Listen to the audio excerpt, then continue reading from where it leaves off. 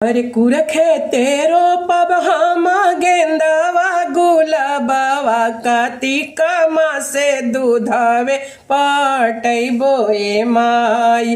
कार्तिक मासे अचरे घोरैबो ए माई।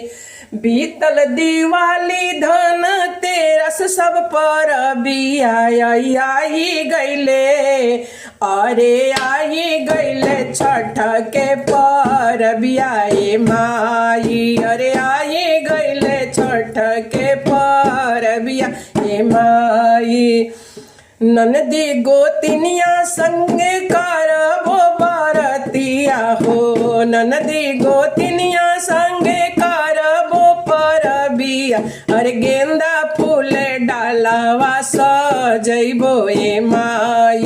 अरे गेंदा फूल रहिया बिछैबो ए